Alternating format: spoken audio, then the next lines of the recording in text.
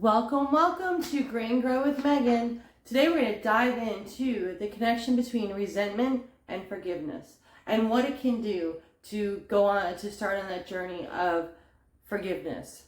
So, have you ever been the victim of someone's hurtful words or actions? Let's face it, I don't think anyone has not been, right? So, from parents to partners to random strangers, anyone, right?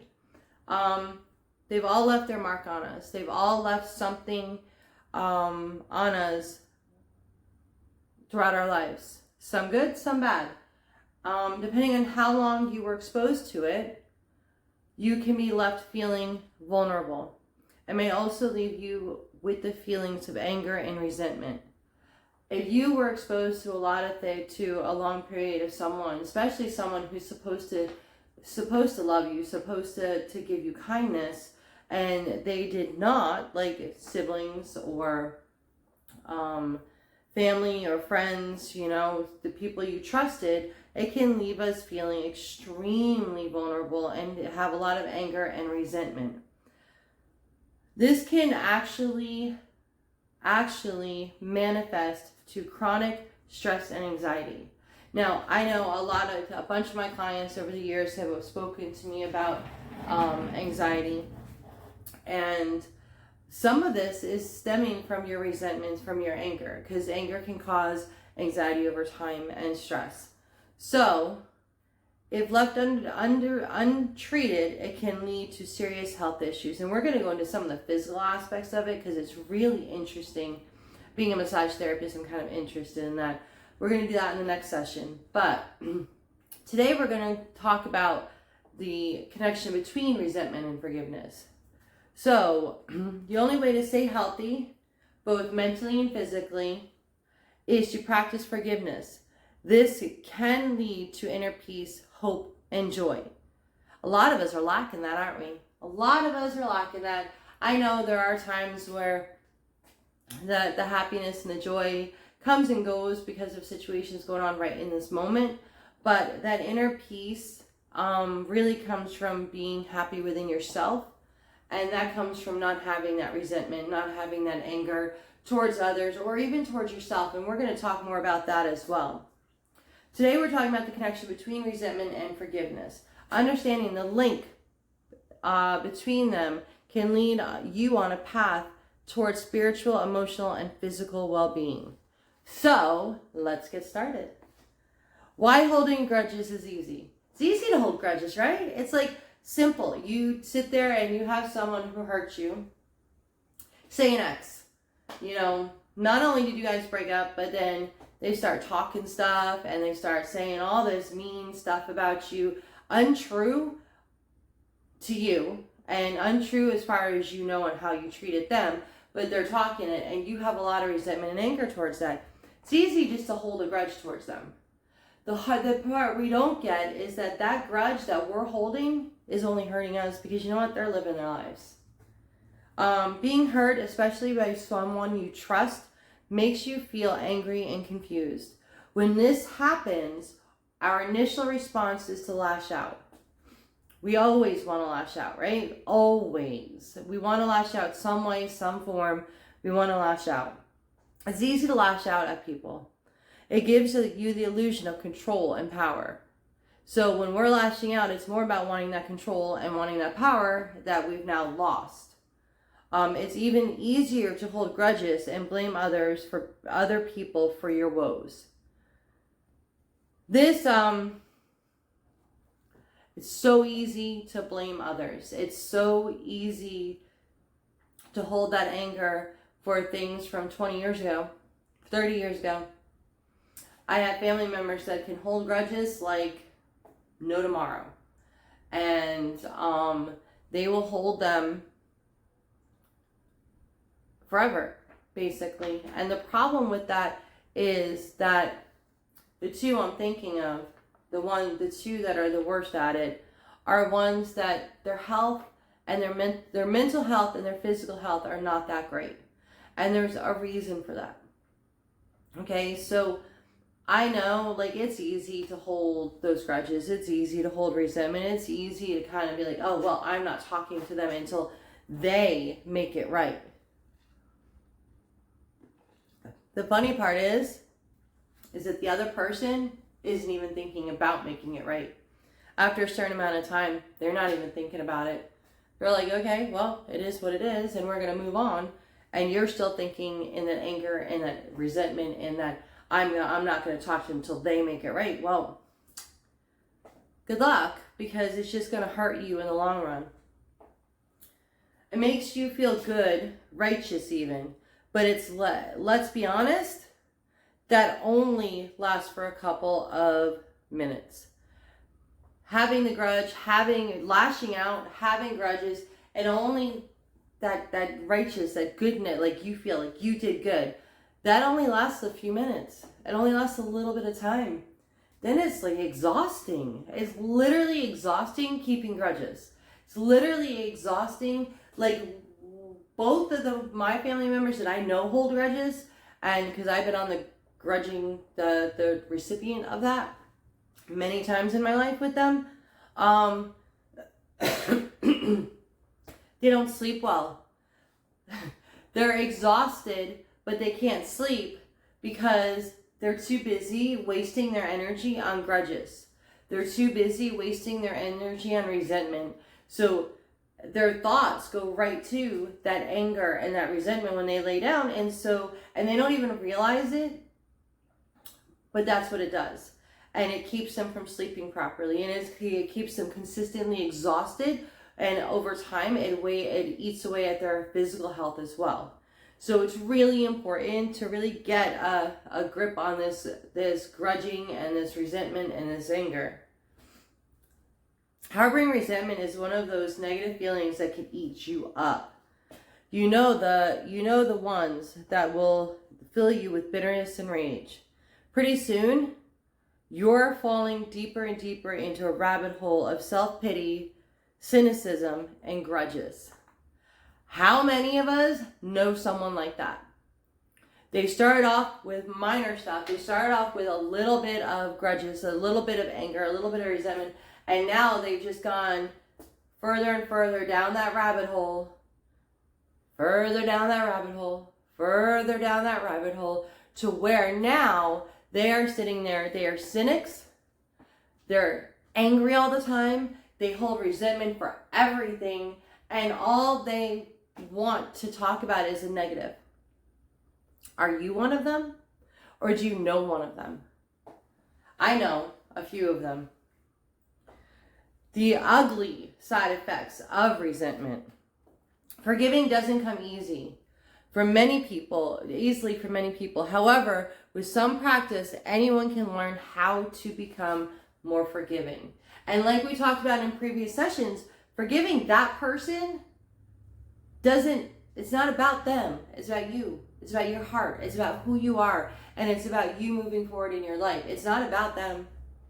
Forgiving is about you allowing the space for love and for goodness and for positivity in your mind and in your heart, instead of holding on to that anger. Remember that the only one getting hurt by your resentment is you. The person who hurt you probably is out there living their life, enjoying, cruising, having a good old grand time. And you and what they did to you is no longer in their mind. It's over with. So here are some ways your resentment can negatively affect your life. Number one, and comment below if any of this is effective, if you resonate with any one of these things. You keep obsessing about the past that you can't focus on the present. How many of us focus on the past and what has happened in the past and it's so hard to focus on today, unless it's somehow in your mind you're getting back at the person that hurt you somehow by focusing on this moment. But in reality, you're focusing on them and what they did. And the whole whatever's going on in your life that does have that positive, you've just made it a negative because you've made it about the other person. Feel that? You're in a state of constant panic. I have some friends that are constantly anxious about things, and they're anxious about things that if you really sit down and look at it and analyze it, because I'll ask them questions when they're talking to me about stuff, and it almost always goes back to an event.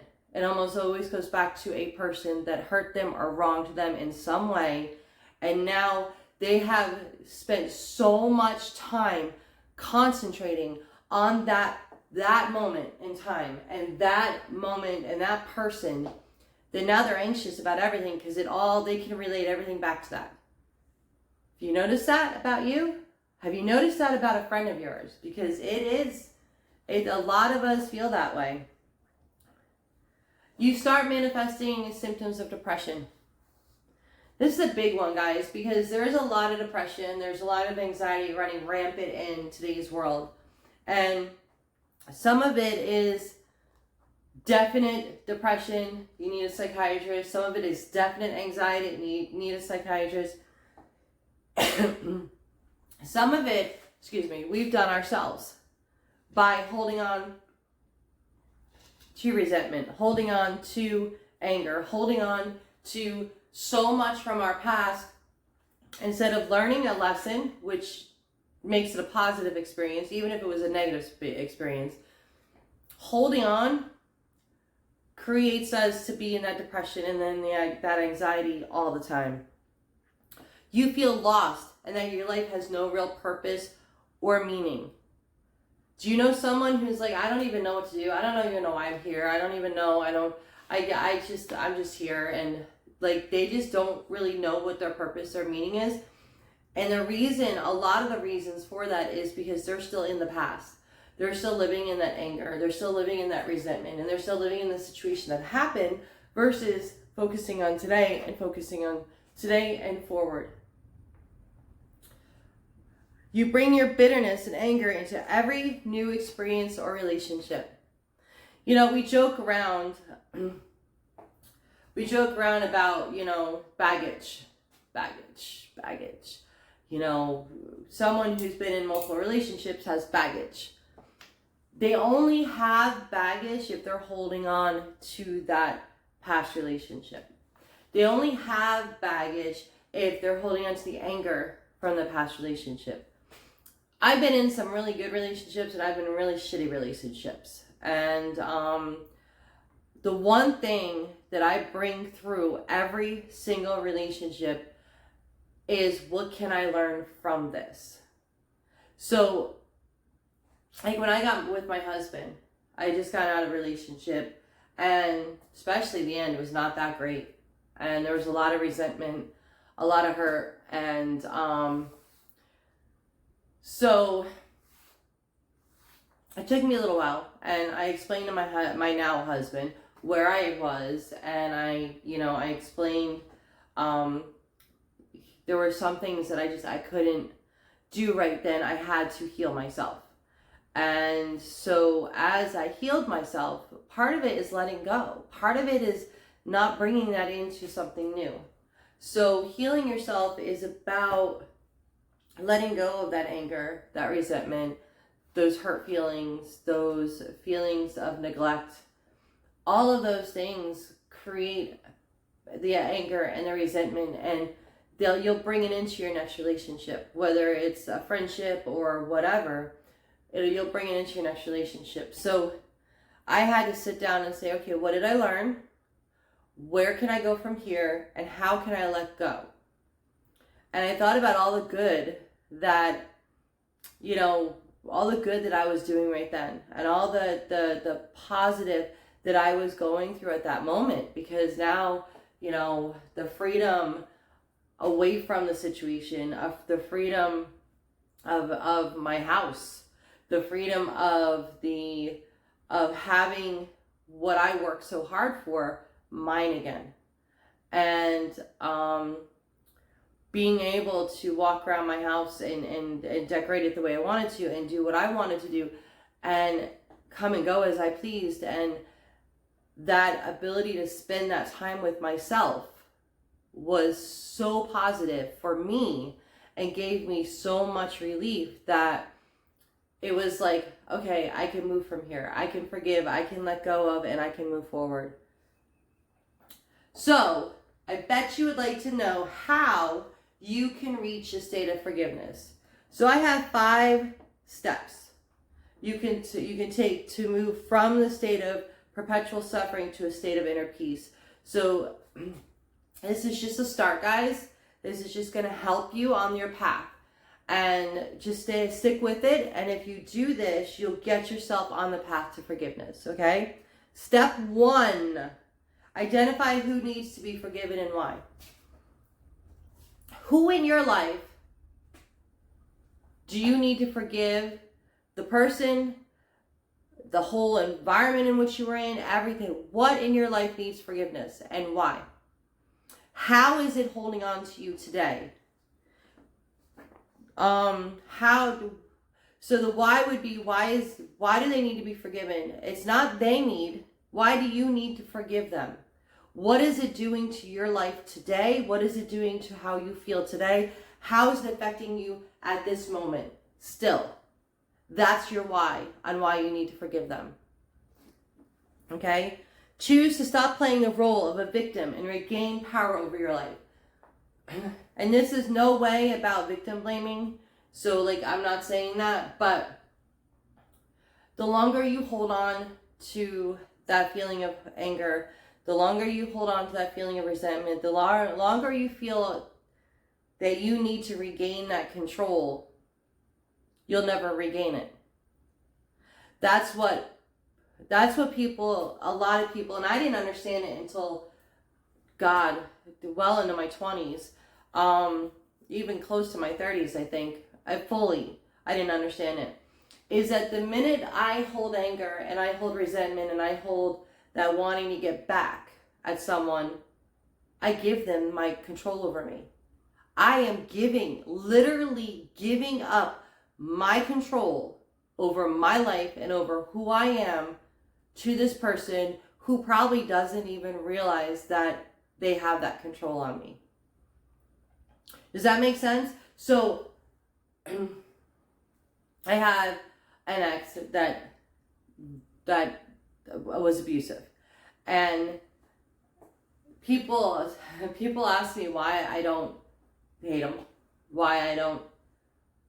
I'm not mad at him.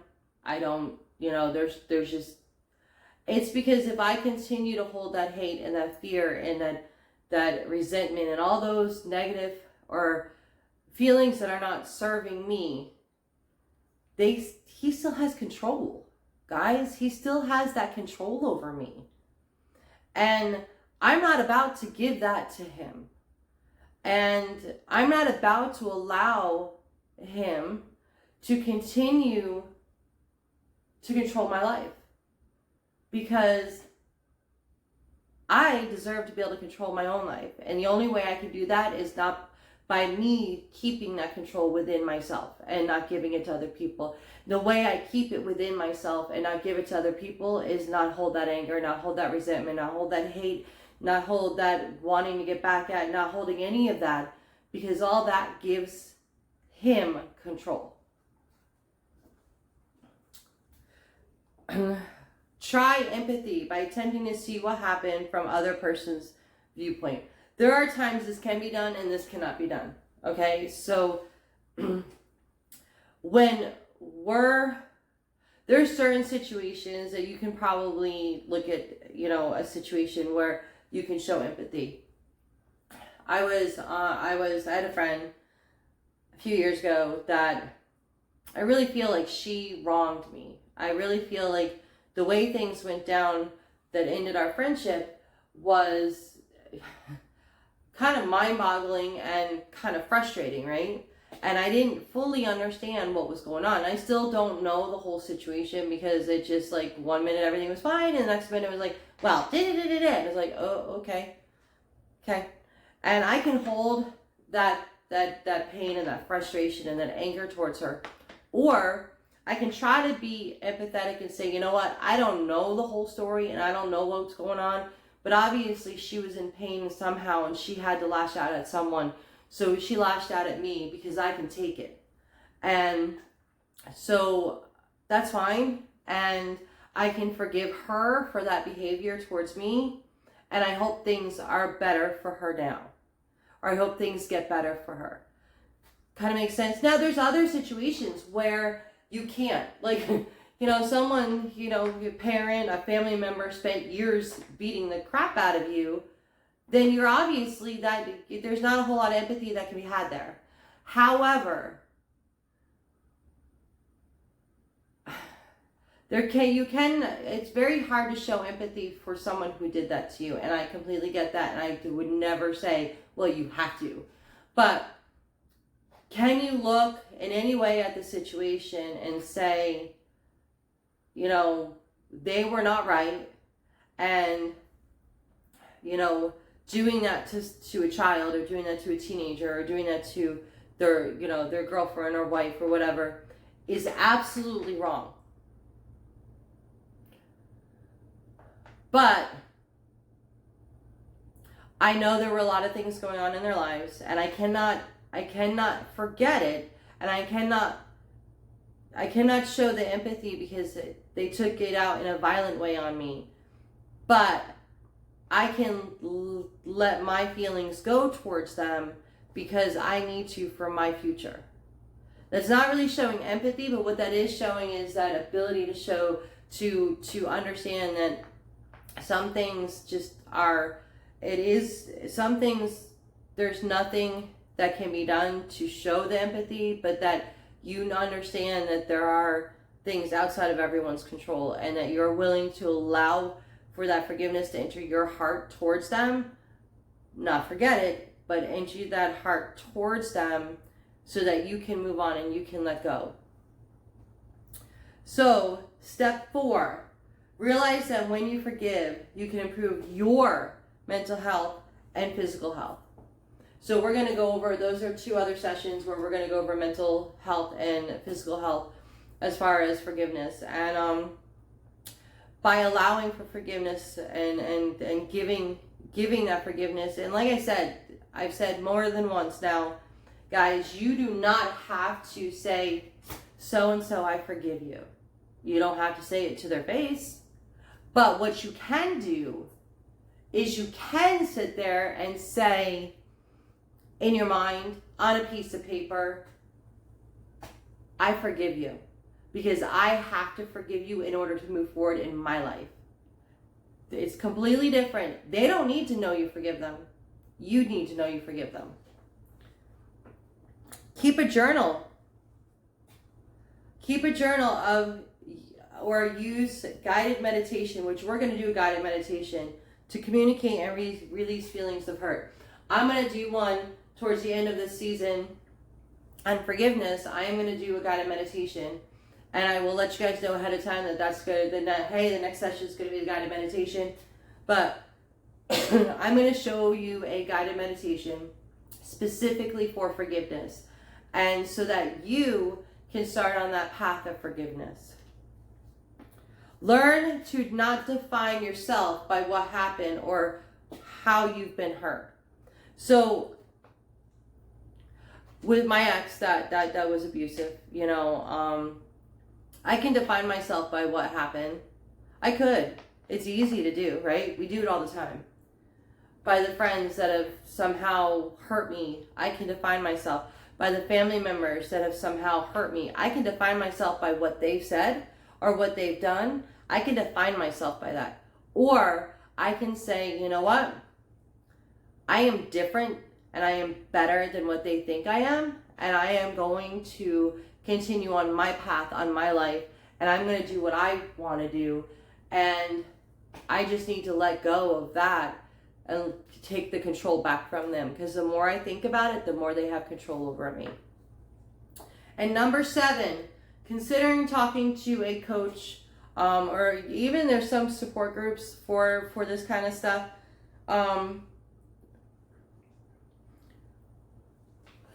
Excuse me.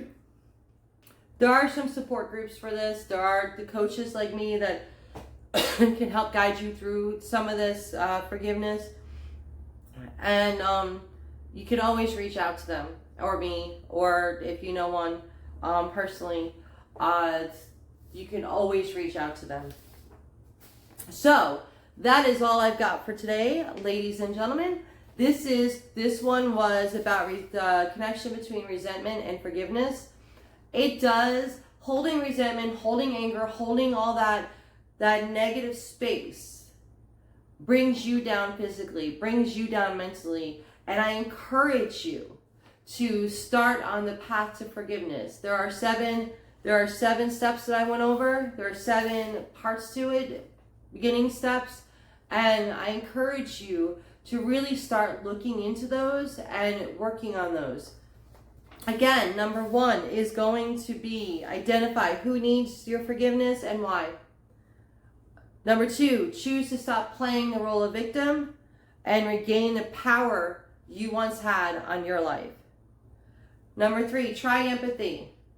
Try attempting to see what happened from the other's point of view. Number 4, realize that when you forgive, you improve your mental and physical health. Number 5, keep a journal or use guided meditation. Number 6, learn to not define yourself by what happened. And number 7, consider talking to a coach or getting into a group, support group. Thank you very much. This has been Great and Grow with Megan, brought to you by Phoenix Body and Mind. We love you. We'll see you again. Stay at peace.